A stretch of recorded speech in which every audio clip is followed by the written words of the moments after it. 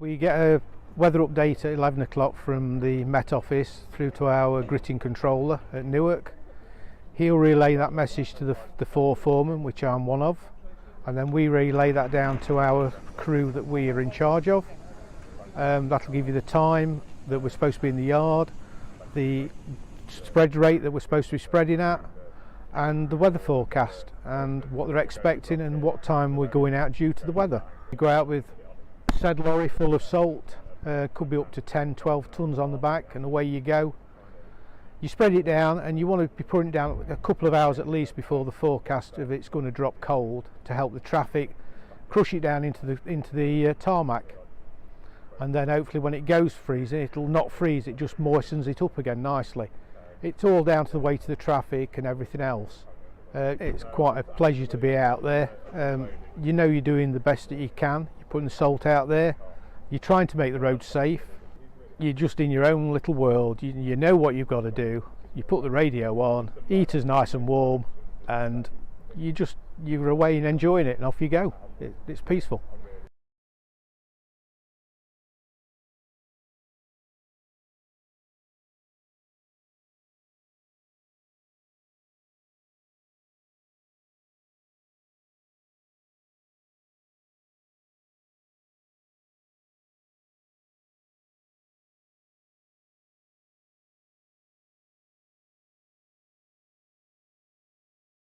Can I wish everyone in Nottinghamshire a very happy 2021? Some of you might be making New Year's resolutions today. Can I encourage you to resolve to double down on all of those measures which are going to keep you, your family, and people that you don't know at all safe and well in 2021? It's by reducing our contacts with other people. It's by keeping going with the frequent rigorous hand washing. It's by maintaining the social distancing. It's by making sure that we get a test really promptly and isolating if we have symptoms, that we keep ourselves, our families, and those around us safe in Nottinghamshire. Thank you for your help with that.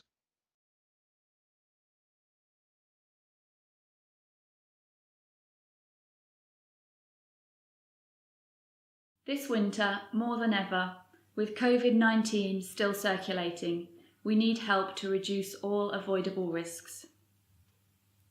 You can help protect the NHS, social care and loved ones by getting the flu vaccine. You may be eligible for the free vaccine at your GP or local pharmacy if you are over 65, pregnant or have a long-term condition. Find out if you are eligible at nhs.uk/stay well. Children up to Year 7 can get the free nasal spray at school or through their GP if they are below school age. If you are not eligible for the free vaccine, you can pay for it at your local pharmacy. The flu vaccination does not give you flu. It reduces the risk of catching flu, as well as spreading it to others. If you had the vaccination in the past, that will not protect you as the flu strain changes every year, so you need to have a new one this year. It is also important to wash your hands often with warm water and soap. Use tissues when you cough or sneeze, and bin used tissues as quickly as possible. Thank you for helping to protect yourself and loved ones this winter.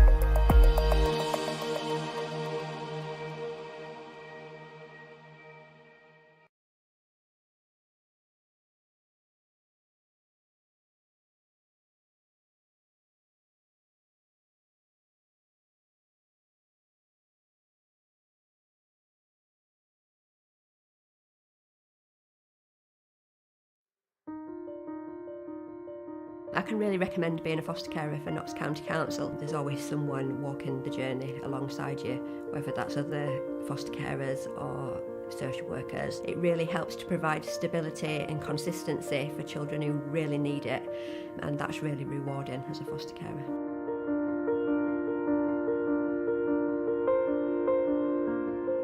Roger and I have been fostering for 35 years. We do deal with challenges, but to say we've been doing it for 35 years to me proves that it's not impossible. We learn an awful lot from these young people, and even now we're still learning.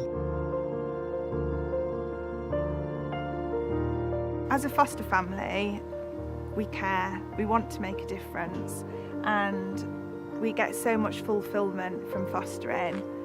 The satisfaction of making a difference is something that money can't buy. Just seeing the smiles on the children's faces and helping them reach their potential is wonderful.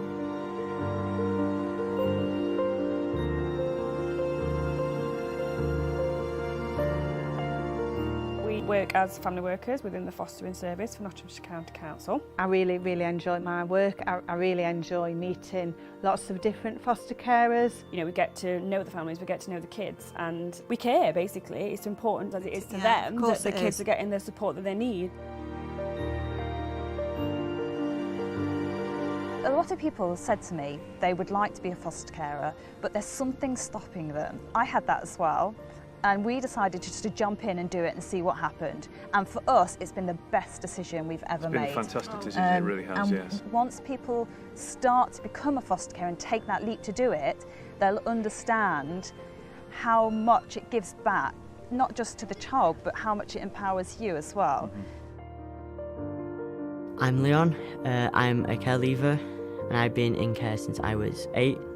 I've been with the same parents since, and they're amazing. Like, they are my foster parents, but I do class them as my parents, my mum and dad. All a child wants really from a family is to be supported, loved and cared for, and know they're there because they're wanted. From personal experience, I know the difference it's made for my life.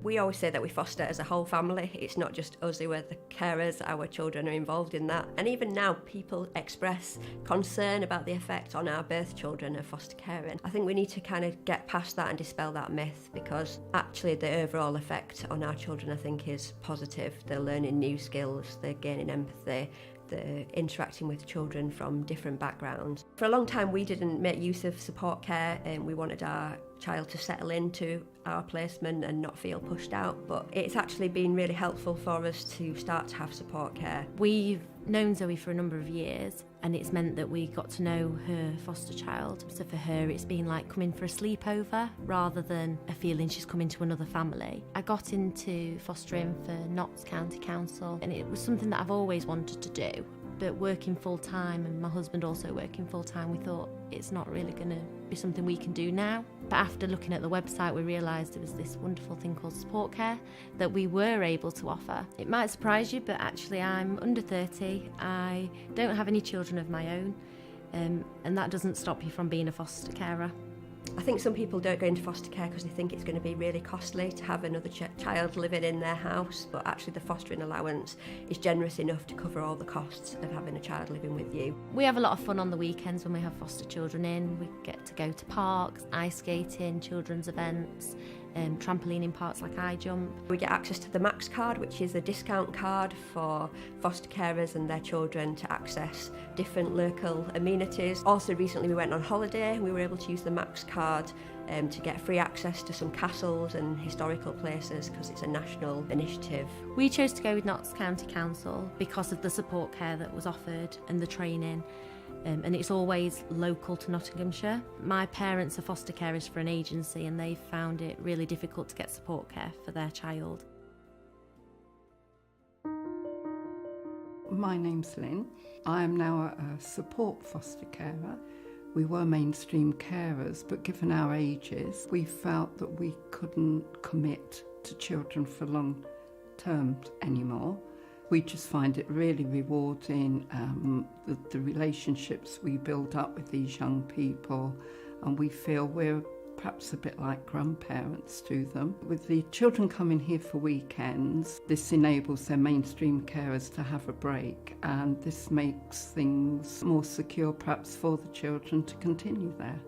I work with my supervising social worker to sort out the dates. She comes out to see us every month, and it's all very relaxed. I find Robin really easy to speak to. She listens to my concerns, and I value what she is saying to me in return. The benefits of a supervising social worker are always having someone to contact. There is also emergency duty team that they can contact on a weekend and out of hours. I think the times that it gets difficult is when, you know, she's supported a child for a long time and then they're either moving on out of area or they're moving on because they've reached the age of 18, you know, and she has to say goodbye to that child, so that can be always emotionally draining. Generally it's staying in touch so they know that you do care about them and you are concerned, you know, that the impact that something like that has had on them.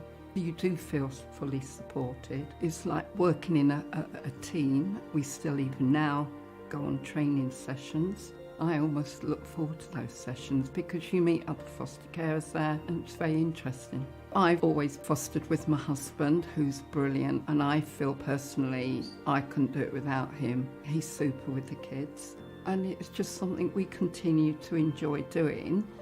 A lot of our friends feel at the ages we are we shouldn't be doing it, but it's a way of life for us now. I'm Mark, I'm a foster carer dad in the family. I'm the fun dad, if you like. I try to be anyway, try to be. And I'm Amy, a foster carer. So we have 4 children of our own and then we foster younger children into our family. Being a foster carer is a devastating privilege. It's devastating that children have to be in this situation, and yet what a privilege that we are able to help them. Yeah. When you foster as a family. I think it's very important that everybody in your house is involved, and even though we have 4 children of our own, we don't find that a challenge, we find that quite an easy thing to do. Daniel particularly, he's older and he sees more and he understands more because he's older, and he feels that it's given him an insight as to when he's older and he has his own children. Whenever a placement ends, we always ask them, do you want to do it again? Would you like another child? And it's always yes. And even though we've had the sadness maybe of a child leaving, and they are sad when a child leaves, the positive that we get out of it, they get to see, as we do, the happiness when a child leaves us, and that inspires them as well to want to do it again and again and again, as well as us. When a child leaves, it's sad for us, but it's happy for them. The biggest thing for us has been the support network, because if it wasn't for them, I don't think we would be able to carry on. I think it's a big thing to know that there's always someone there if you've ever got problems. And for our children, they really enjoy the events that we attend. We've been quite surprised at actually the amount of events there are. Barbecues and picnics and local supports groups. And Foster's Got Talent. We've been to the Christmas do's and the Sons and Daughters events here today are fantastic for our children. They really enjoy it, and I think it's a lovely thing for them to do. And it's very empowering for them to know that they're appreciated as a child in a foster family.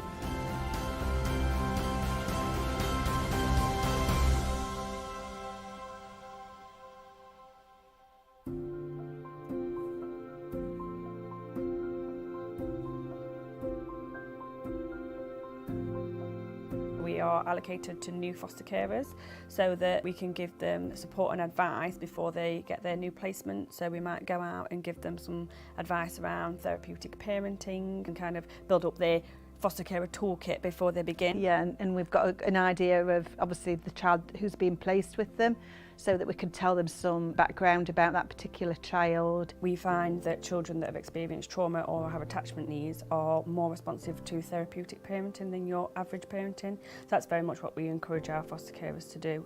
Theraplay is obviously a form of therapeutic parenting. A lot of the foster children, their early life experiences of being quite sad, really. They haven't had any compliments. Nobody's ever said that they've got nice eyes. Nobody's said that the hair's nice. So that is something that we always start off to build their self-esteem. Yeah, there's lots of nurturing activities, so tactile, skin to skin contact, eye contact. We'll offer nurture in positive ways, introduce it slowly, so we might do touch with a feather, maybe feather face painting. One of the main purposes of TheraPlay is for them to achieve, so we always want them to do really well. And we adapt the games depending on the age and the abilities of the children. When I go out and visit foster parents and explain what therapeutic parenting is, it's as if a light bulb just turns on in the head.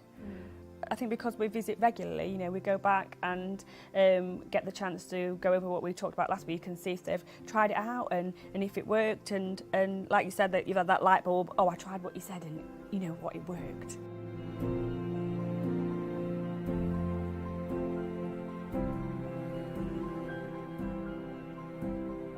I'm Gemma and this is my husband Paul, and we're both foster carers. I think initially we were a little bit anxious ourselves about going to panel. It sounded quite scary, but it wasn't at all. It was just a really friendly chit chat with a group of people around a table. It was more of a celebration really of us being there and of us, wanting to become foster carers. The County Council offer a fair rate of pay, so we get paid dependent on our level of experience. So after you've done it for a while, then your level of pay will go up based on your experience and level of training.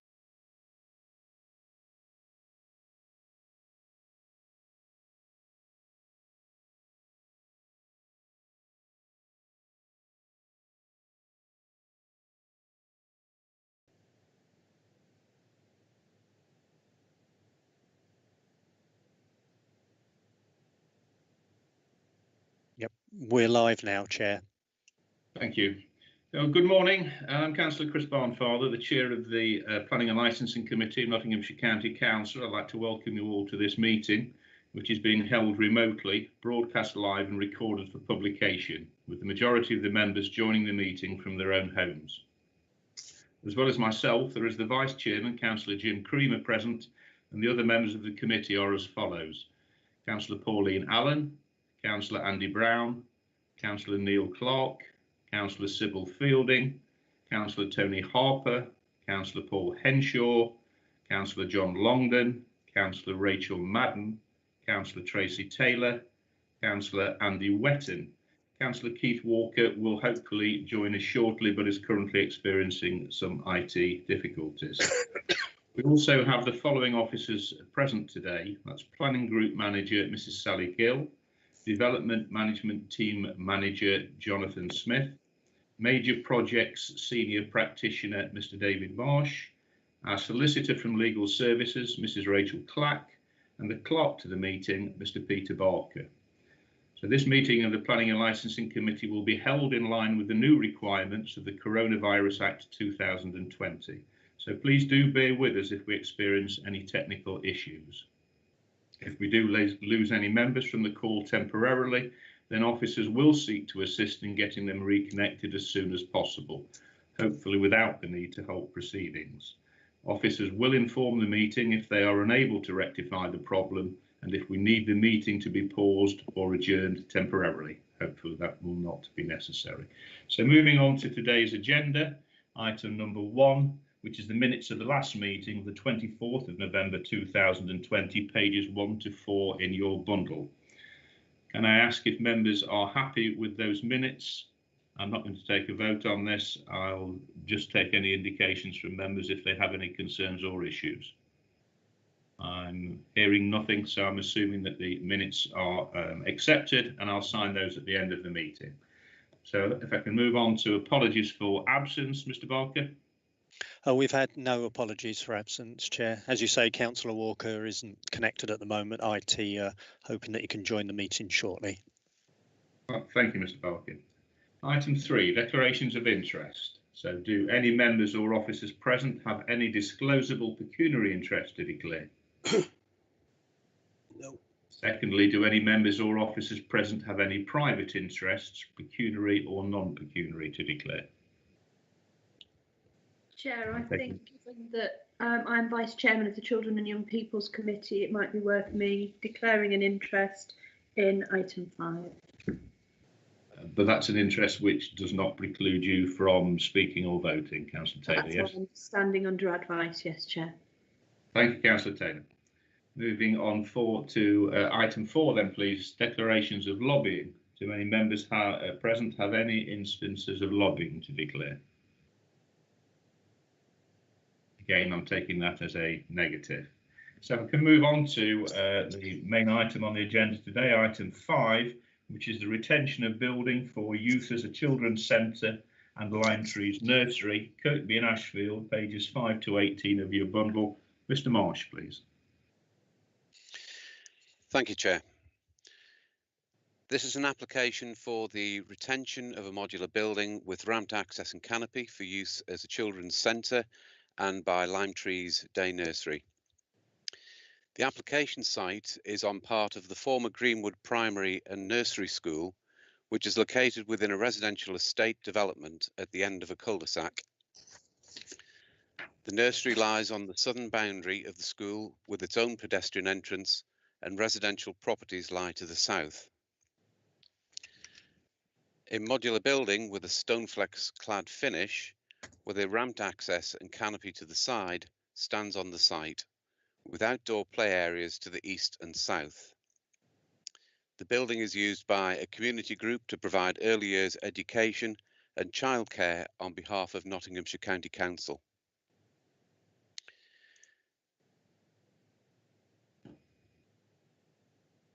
The site is enclosed by Harris fencing on the road frontage, timber fencing separating it from the school, and palisade fencing on the southern boundary.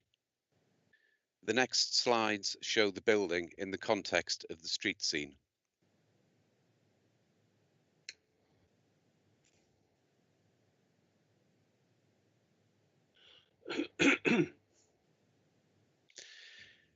Planning permission was granted in September 2010 for the erection of a children's centre for a period of 10 years. A condition attached to the grant of planning permission required six parking spaces to be provided in the school car park, which is not in the application site, but in the control of the applicant at the time, to be dedicated for use by the children's centre. Hours of use were restricted to 8 AM to 6 PM on Monday to Friday, 8 AM to 1 PM on Saturday, with no use permitted on Sunday or any public or bank holiday. The building has been used by the Limes Tree Nursery since 2016 to deliver preschool places for Nottinghamshire County Council. The nursery has capacity for 26 children and operates during term times between 8:30 AM and 3:30 PM on weekdays. The facility operates without a car park, and although the adjacent school has converted to an academy, no provision was made in the lease to require car parking to be retained for use by the children's centre or nursery. Planning permission is sought to permanently retain the building, canopy and ramped access. The building is in good condition, with no structural works identified in a condition survey. No off-street parking is proposed. The applicant draws attention to the staggered start and finish times between the Greenwood Academy and the proposed use. No change to the number of staff or times of operation are proposed. Ashfield District Council objects to a grant of permanent permission, that a time-limited consent would be acceptable, and an improved design should be sought for a permanent solution. Ashfield District Council raised concerns in respect of the impact on the character and appearance of the street scene and the impact on the amenity of neighbouring properties. There are concerns that the siting of the building is not consistent with surrounding buildings. Ashfield District Council comment that activities associated with out-of-school hours use are likely to involve children playing outside and noise emanating from the building. There is concern that the building in this location may be potentially detrimental to the amenity of neighbouring residential properties as a result of increased noise levels. In response to Ashfield's concerns, officers acknowledge that the building is of modular construction and although of greater scale, the external finish is not dissimilar to garages, garden buildings and community buildings, which are often seen on contemporary residential estates. A 10-year time-limited consent was granted having regard to the design, external appearance and type of construction of the modular building. Around 2010, permanent permission was granted for modular buildings elsewhere in the county, and the report references an example at Coppers Farm Primary School in Arnold, shown on this slide, which is within a school site and does not impact on residential amenity or the street scene. Now that the building is in place, the construction in terms of its appearance, impact on amenity and the street scene can be better assessed and is considered to be acceptable. Notwithstanding the concern raised in the representation received from Ashfield District Council, the building is set back from the frontage of the houses to the south and is well screened from the road by a hedge and planting. The development is considered to be acceptable in terms of its character, quality and amenity in compliance with Ashfield Local Plan Saved Policy ST1 development, which will allow proposals, amongst other criteria, where they will not adversely affect the character, quality, amenity or safety of the environment and will not adversely affect highway safety. The development has been operating without off-street car parking, and this has not given rise to highway safety issues. The staggered school and nursery start-finish times spread the impact of on-street parking. A greater traffic issue is likely to be generated by activity at the school, particularly at school start-finish times. However, vehicle parking near the school is controlled through existing highway parking restrictions and is considered to be acceptable. The proposed hours of use of the nursery are stated in the application. However, longer hours of use were specified in the 2010 grant of planning permission and have not given rise to complaints. It is recommended that the hours of use of the building and site are restricted to 8 AM to 6 PM Monday to Friday, 8 AM to 1 PM on Saturday, with no use permitted on a Sunday, bank or public holiday, as previously approved. Should the applicant wish to extend the permitted hours of use, the merits of such a proposal, including the impacts on the amenity of neighbouring properties that may arise, can be considered through an application to vary recommended condition 1. It is recommended that planning permission is granted, subject to the condition set out in Appendix 1. Thank you, Chair. Thank you, Mr. Marsh. We have a recommendation. I formally move that recommendation. Do I have a seconder, please? Councillor Creamer formally second and reserves the right to speak. Thank you, Councillor Creamer. We have no speakers on this matter, members, so the floor is yours. Any comments, questions, observations, please? Councillor Clark.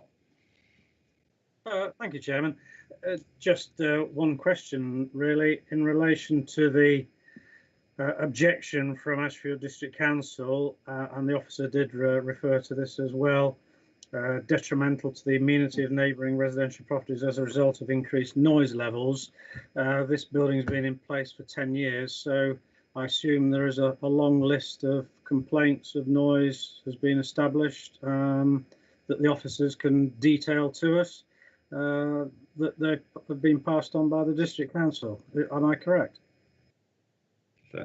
Thank you, Councillor Clark. I think that Mr. Marsh has the answer to that question. Thank you, Chair. There have been no complaints, and that has been confirmed by the Environmental Health Officer at Ashfield District Council. Thank you, Chairman. Well, that clarifies that, and I can't see that it is detrimental to the amenities. It seems to fit in very well to the street scene as far as I can see. In fact, I think what is more of a detriment is the fencing around the school, which is more detrimental to the eye, but obviously that's not part of this application. So I can't see any reason to object to this. Thank you, Chairman. Thank you, Councillor Clark. Any other questions or observations from members, please? No, I don't see any hands, unless I'm missing anything. I think Councillor Clark hit the nail on the head there. The issue of noise is specifically addressed in the report and has been answered by the officer. There have been no complaints in relation to noise. Clearly, there was an issue in relation to the fact that initially 6 car parking spaces for staff members were allocated in school grounds. But those spaces have not been available since the school became part of an academy in 2016, and the intervening 4-year period has itself not resulted in any additional significant complaints in relation to staff parking. Staff are able to adequately park on adjacent roads. The objection from Ashfield District Council in respect of wanting a time limit on the application that's before us. They don't appear to object to the building per se, but want a time limit on its positioning. I don't believe it's the role of this planning committee to tie the hands of a future planning committee or the applicants should they make applications in the future for a replacement structure. The building is quite clearly perfectly capable of meeting its requirements at this moment in time. As and when that ceases to be, as with any other school site within the county, an application will no doubt come before us at that time. So unless there are any other comments or observations, I think we'll move to the vote. In order to make this easier in this virtual setting, I'll ask the clerk to read out members' names alphabetically in order for them to confirm whether they are voting for or against the recommendations or indeed abstaining. Please note that the votes today will not be recorded in the minutes of the meeting unless 2 or more members request it in line with the usual recorded vote arrangements. So, Mr. Barker, if you could read out the names as follows, please. Thank you, Chair. Councillor Allen? For. Councillor Barnfather? For. Councillor Brown? For. Councillor Clark? For. Councillor Creamer? For. Councillor Fielding? For. Councillor Harper? For. Councillor Henshaw? For. Councillor Longdon? For. Councillor Madden? For. Councillor Taylor? For. Councillor Walker? For. Councillor Wetton? Can you hear me, Councillor Wetton? For. Thank you. For. Thank you. That's carried unanimously, Chair. Thank you, Mr. Barker. Thank you, members. Moving on, please. I'm sorry, Councillor Walker, welcome. I noted from my screen that you did join us just at the start of the last item, so I'm pleased you were able to resolve your IT issues. Welcome. Thank you, and a happy new year to every one of you. And to yourself, and to yourself. Moving on to item 6 then, please. Development Management Progress Report. Mrs. Gill. Thank you, Chair. Firstly, I'd like to apologise. We sent the report to print without adding in the financial comments, and there are no specific financial implications arising directly from this report. And as I said, I apologise. That was an oversight. We pressed the button, then we realised we hadn't added those comments on. This is your regular update report. We've also provided a little update for you on the Minerals Local Plan.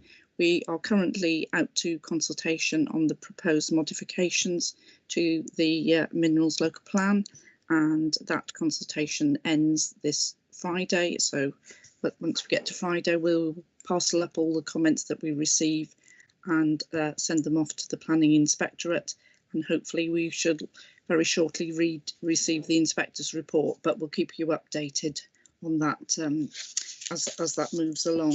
The table, as ever in this paper, sets out the applications that we've received and determined over the last few weeks, and we also have a list of applications coming to committee in due course. I don't propose to go through this schedule one by one, but if members have comments or issues they wish to raise on any of those applications listed, we'll be very happy to discuss them in greater detail. Thank you, Chair. Thank you, Mrs. Gill. Well, the recommendation is that we consider whether any actions that we require in relation to the contents of the report. I formally move that. Do I have a seconder, please? Councillor Creamer, formally second. Thank you, Councillor Creamer. Do any members have any comments, questions for Mrs. Gill? I'm getting lots of heads being shaken. I've got no hands being raised. So in the absence of any questions, Mrs. Gill's smiling, then we'll move to the vote. I don't intend to take a formal vote on this. I'll take it that if anybody has an objection or wishes to abstain, that you will indicate so. Other than that, I'll take it as read that everybody is in favour. And I'm seeing nothing to the contrary. So I'm grateful for that. That's probably not the longest meeting that this committee has ever held, but that's the business of the day concluded. But if members could, as I say, just hang fire for 2 minutes after we finish the live feed, I just need to have a word. So I'm grateful for your attendance. Any members of the public who tune in, a happy new year to you and yours for 2021. Let's hope for a happier and healthy new year for all. Thank you indeed. Thank you, Chair. This winter, more than ever, with COVID-19 still circulating, we need help to reduce all avoidable risks. You can help protect the NHS, social care and loved ones by getting the flu vaccine. You may be eligible for the free vaccine at your GP or local pharmacy if you are over 65, pregnant or have a long-term condition. Find out if you are eligible at nhs.uk/staywell. Children up to year 7 can get the free nasal spray at school or through their GP if they are below school age. If you are not eligible for the free vaccine, you can pay for it at your local pharmacy. The flu vaccination does not give you flu. It reduces the risk of catching flu as well as spreading it to others. If you had the vaccination in the past, that will not protect you as the flu strain changes every year, so you need to have a new one this year. It is also important to wash your hands often with warm water and soap. Use tissues when you cough or sneeze and bin used tissues as quickly as possible. Thank you for helping to protect yourself and loved ones this winter.